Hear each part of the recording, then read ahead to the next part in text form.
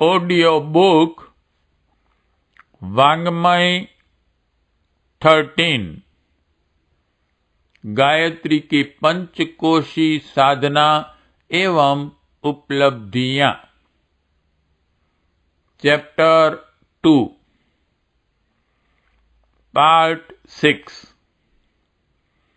मानवीय काया की चेतन सत्ता का वैज्ञानिक विवेचन, वैज्ञानिक अध्यात्मवाद। पिंड रूप में समष्टि चेतन सत्ता के एक घटक मानवीय काया के स्थूल दृश्यमान रूप को सभी जानते हैं। बहुरंगी बहुमुखी क्रियाकलाप नजर आने के कारण उसकी महत्ता भी सबको समझ में आती है। यही कारण है कि किसी अंग अवयव के व्याधिग्रस्त होने पर लोग भाग दौड़ धूप करते व भांति भांति के उपचारों में लगे देखे जाते हैं। आत्मिकी का सारा ढांचा इस स्थूल दृश्यमान काय कलेवर पर नहीं अपितु सूक्ष्म रूप से क्रियाशील चेतना की विभिन्न परतों पर अवलंबित हैं। उन्हीं से विनिर्मित हैं। वे प्रत्यक्ष नजर तो नहीं आती, पर स्फुट रूप से अपनी गतिविधियों की एक झलक झांकी स्थूल काया के माध्यम से ही दर्शाती रहती हैं। अस्तु, अध्यात्म क्षेत्र में प्रवेश करने वाले अथवा ब्राह्मी चेतना से संपर्क स्थापित कर उस विराट की खोज हेतु उत्सुक जिज्ञासुओं के लिए यह अनिवार्य हो जाता है कि उस सूक्ष्म चेतन सत्ता की संरचना, विलक्षणता एवं क्रियाकलापों को भली भांति समझें। इस संबंध में वीरभद्र प्रकरण में पंचकोशों की चर्चा गत 2 अंकों से की जाती रही है। इस संदर्भ में यह भली प्रकार समझ लिया जाना चाहिए कि स्थूल से सूक्ष्म की संगति बिठाने का जो प्रयास किया जाता है वह प्रत्यक्षवादी तथ्यान्वेषी बुद्धि के लिए समाधानपरक संकेत मात्र है। आत्मसत्ता की प्रयोगशाला में कार्यरत योग साधकों को इन संकेतों के माध्यम से समझने की आवश्यकता नहीं पड़ती। वे स्वयं पर प्रयोग कर इसे प्रत्यक्ष कर दिखाते हैं। प्रदर्शन से अधिक महत्वपूर्ण है अनुभूति। जो इन सूक्ष्म चेतन परतों को एक एक कर अनावृत करते हैं, वे क्रमशः उसी अनुपात में लाभान्वित होते विराट सत्ता से तादात्म्य स्थापित करते देखे जा सकते हैं। जिन 5 सूक्ष्म चेतन परतों की चर्चा की जा चुकी है वे इस प्रकार हैं। हार्मोन्स एवं एंजाइम्स के रूप में क्रियाशील अन्नमय कोश, जैव विद्युत के रूप में क्रियाशील द्वितीय प्राणमय कोश, जैव चुंबकत्व के रूप में क्रियाशील तृतीय मनोमय कोश, स्नायु रस स्त्राव यानी कि न्यूरोह्यूमरल सिक्रीशंस के रूप में सक्रिय चतुर्थ विज्ञानमय कोश एवं रेटिकुलर एक्टिवेटिंग सिस्टम तथा कार्टिकल न्यूक्लाई के रूप में विद्यमान आनंदमय कोश। पंचकोश के संदर्भ में स्थूल दृष्टि से कार्य कर रहे अपनी उपस्थिति का बोध कराते जिन एनाटॉमिकल संरचनाओं की चर्चा की गई वे उसी स्थान पर गतिशील हों यह बात नहीं। इन्हें इलेक्ट्रॉन माइक्रोस्कोप इत्यादि के माध्यम से पिन पॉइंट भी नहीं किया जा सकता। मात्र इनकी परिणतियों स्थूल प्रतिक्रियाओं से जागरण की फलश्रुति को जाना या समझा जा सकता है। यों 75,000 अरब जीवकोशों के समुच्चय से बनी मानव काया में अनेकों स्वतंत्र शक्तियां क्रियाशील रहती हैं। न्यूक्लिय अम्लों, जीन्स एवं क्रोमोसोम के रूप में कार्यरत प्रजनन एवं अनुवांशिकी रूपी सृजनात्मक शक्ति इन्हीं में से एक है। जैव विद्युत एवं जैव चुंबकत्व से ही जुड़ी हुई एक और शक्ति पुंज है जीवनी शक्ति के रूप में। प्रतिरोधी संस्थान के रूप में विद्यमान यह संरचना शरीर की प्रतिकूलताओं से जूझने की सामर्थ्य प्राण शक्ति का एक संबल है। ये सभी ऐसे हैं जिन्हें स्थूल रूप से रक्त में, स्नायु रस स्त्रावों में, टिश्यू हिस्टोलॉजी के माध्यम से एवं इलेक्ट्रोमीटर, इलेक्ट्रोएन्सेफेलोग्राफ, मैग्नेटोग्राफ, रेडियो इक्विनोएसे इत्यादि माध्यम से जांचा मापा जा सकता है। यह स्मरण रखा जाना चाहिए कि ये मात्र सूक्ष्म की स्थूल में दृश्यमान प्रतिक्रियाएं हैं। अमुक व्यक्ति में उपर्युक्त शक्तिपुंजों का होना यह प्रमाणित नहीं करता कि वह उच्च स्तरीय साधक है, परंतु उनके परिणाम, प्रखरता, समुच्चय में अभिवृद्धि यह संकेत देती हैं कि सूक्ष्म आध्यात्मिक काय संरचना में क्रमशः जागृति आ रही है व इसके परिणाम स्वरूप चमत्कार, फलश्रुतियां प्रकट होने की संभावनाएं हैं। कुंडलिनी जागरण, षटचक्र भेदन, योग त्रयी, पंचकोश जागरण, सूक्ष्मीकरण इत्यादि सभी साधनाओं में अनेकों दृष्टि से साम्य है। इन सभी में स्थूल चेतना को सूक्ष्म बनाया एवं ध्यान योग के माध्यम से उसका सुनियोजन किया जाता है। माध्यम कुछ भी हो, लक्ष्य एक ही है, अंतः की प्रसुप्त सामर्थ्य का उभार, जागरण, उन्नयन। यह कैसे संभव हो पाता है, इसे सूक्ष्म संरचना के परिप्रेक्ष्य में समझा जाना चाहिए। यह विवरण गुह्य है, रहस्यमय है एवं रोचक भी। विशेषकर इस क्षेत्र में प्रवेश कर उत्कर्ष के मार्ग पर बढ़ने की इच्छा रखने वालों के लिए जानने समझने योग्य है। स्थूल सत्ता पर सूक्ष्म के नियंत्रण का प्रमाण अंतःस्त्रावी ग्रंथियों, हार्मोन्स के अदृश्य क्रियाकलापों को माना जा सकता है। शरीर विज्ञानी तो उनके रोगपरक असामान्य पैथोलॉजिकल पक्ष को ही अधिक जानते व ओहापोह करते दिखाई देते हैं, परंतु शरीर का यह रसायन शास्त्र और भी विलक्षण है एवं चेतना के स्तर को सामान्य से असामान्य की ओर ऊंचा उठाकर ले जाने वाली विद्या है। जब से भ्रूण का गर्भाशय में विकसित होना आरंभ होता है, तब से ही ये हार्मोन्स गतिशील हो जाते हैं।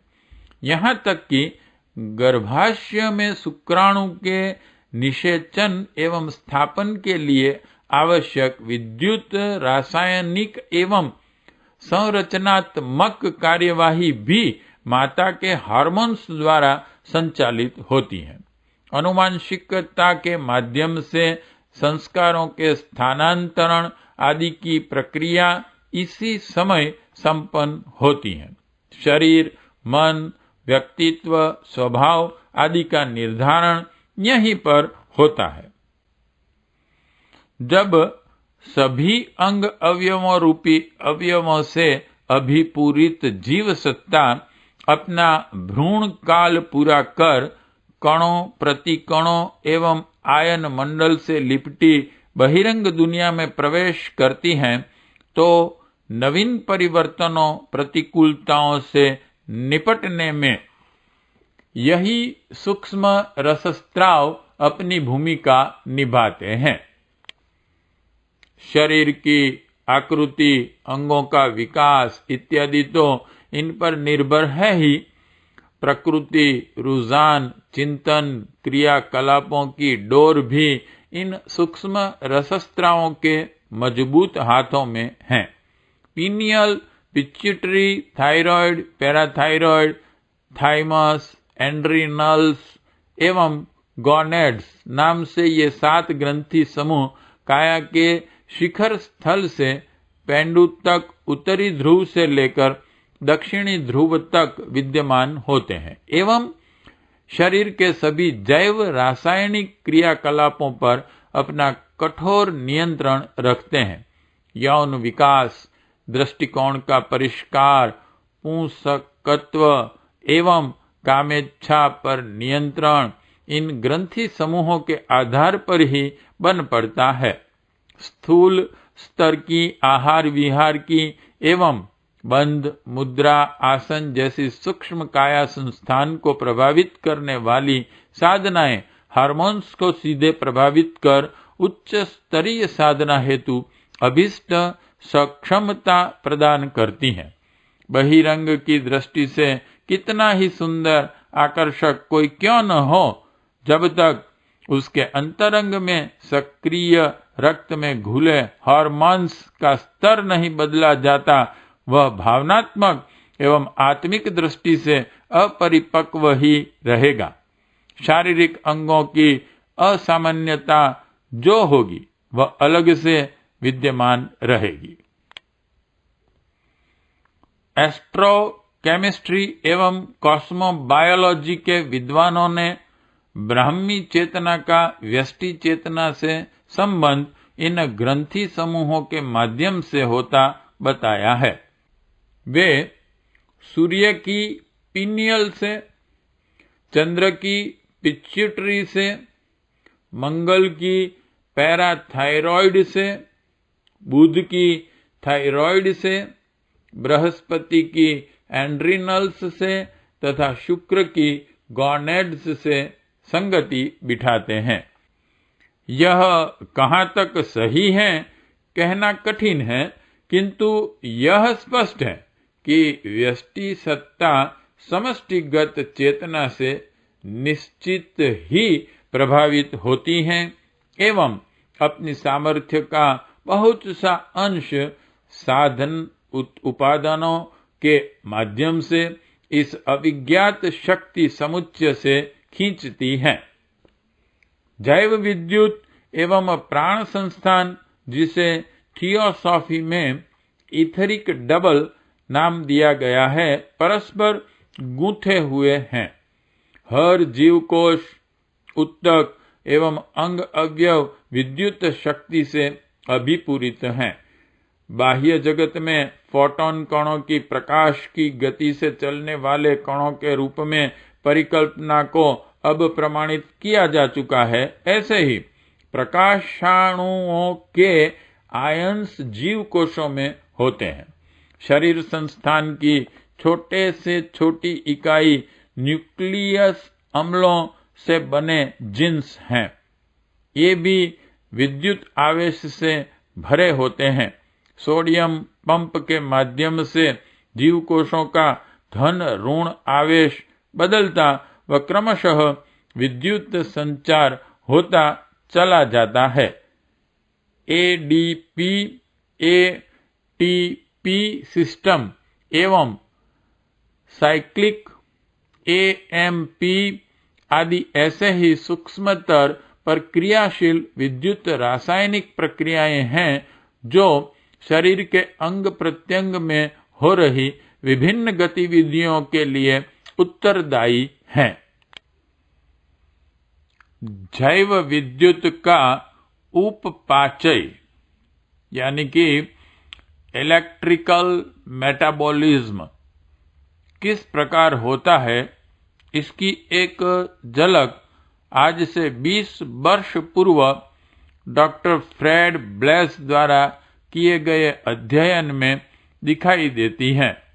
इस विश्लेषण के अनुसार हर जीवधारी वायुमंडल से ऋण विद्युत आयंस श्वास द्वारा अंदर खींचता है। ये आयंस सारे शरीर को विद्युतमय बना देते हैं। त्वचा के माध्यम से ये फिर सारे वातावरण में फैल जाते हैं। यह एक प्रकार का विद्युत चक्र है। ऋण विद्युत फेफड़ों द्वारा अवशोषित की जाती है एवं त्वचा द्वारा निष्कासित कर दी जाती है। आधुनिकतम उपकरणों ने अब इस जानकारी को और विशद बना दिया है। पीजो, पायरो एवं मेटाबॉलिक विद्युत के माध्यम से मनुष्य जैव विद्युत का एक पुंज जीता जागता बिजली घर के रूप में देखा जा सकता है। शरीर के अनेकों उत्तक ऐसे विशिष्ट क्रिस्टल्स के रूप में कार्य करते देखे जा सकते हैं जो सॉलिड स्टेट फिजिक्स में ट्रांसड्यूसर्स की भूमिका मानी जाती है। यह भी पाया गया है कि शरीर के हर कार्बनिक अणु में विद्युत संधारण की क्षमता होती है। प्राण संस्थान की इस विशेषता को अपवाद रूप में किसी व्यक्ति में अनायास ही जागृत होते देखा जा सकता है, किंतु साधना प्रक्रिया द्वारा शरीर स्थित प्राण प्रवाह को जागृत एवं प्रचंड बना सकना संभव है। यह विद्युत ऊर्जा सामान्यतः चमक, ताजगी, उत्साह, स्फूर्ति के रूप में क्रियाशील देखी जा सकती है।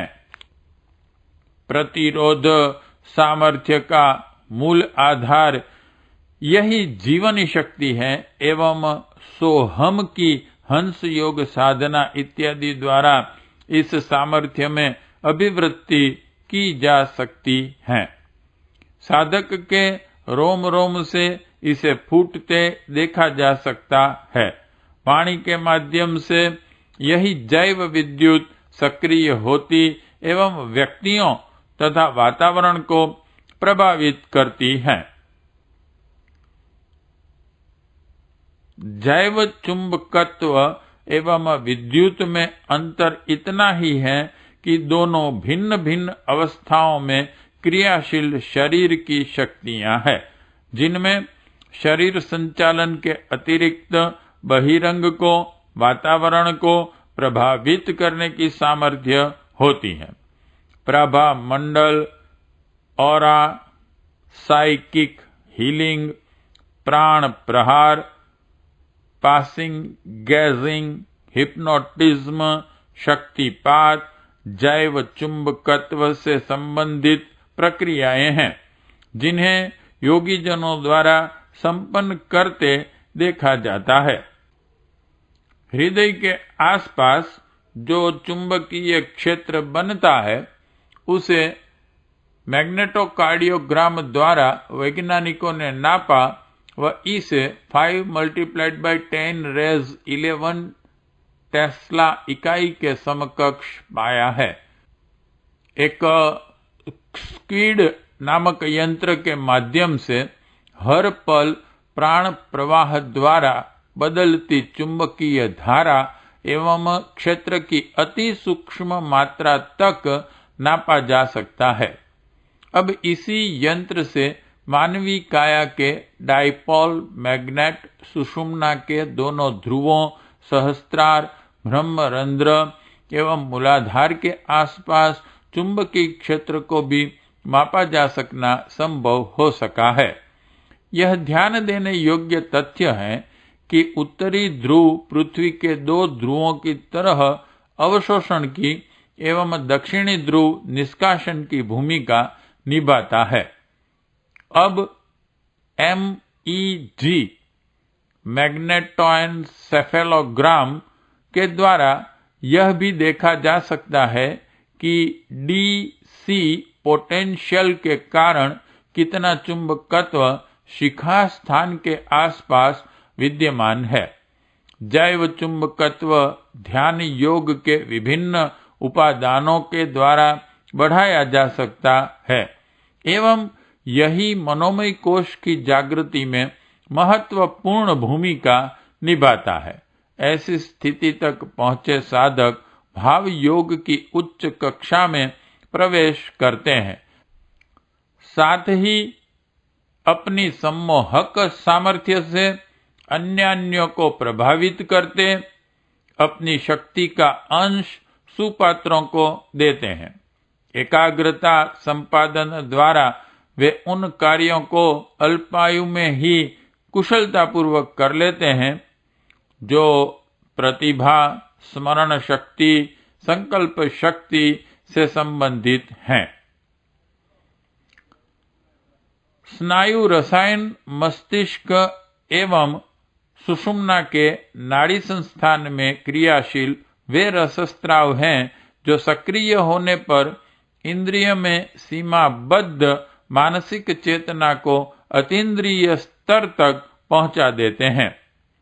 न्यूरोह्यूमरल सिक्रीशंस नाम से जाने जाने वाले रसस्त्राव वैज्ञानिकों द्वारा अभी अभी जाने पहचाने गए हैं, किंतु इनकी प्रतिक्रियाओं का अतीन्द्रिय क्षमता के रूप में उभार शास्त्र वचनों एवं प्रतिपादनों में देखने को मिलता है। साधना का स्तर जैसे जैसे सूक्ष्म प्रखर होता जाता है, सीढ़ियां उतनी ही ऊंची साधक चढ़ता चला जाता है। विज्ञानमय कोश जागरण की साधना ऐसी ही है जो इन रसस्त्रावों से संबंधित हैं। Dopamine, acetylcholine, GABA, serotonin, endorphins and kephalins के रूप में विद्यमान ये स्नायु रसायन एकाग्रता, प्रसन्नता, भाव प्रवणता, आनंदानुभूति, जागृति, स्फूर्ति, स्मरण शक्ति, मेघा इत्यादि विशेषताओं से संबंधित हैं। ध्यान योग की उच्च स्तरीय साधनाएं सीधे इनके रसस्त्राव को प्रभावित करती व साधक में उपरोक्त विशेषताओं को उभारती हैं।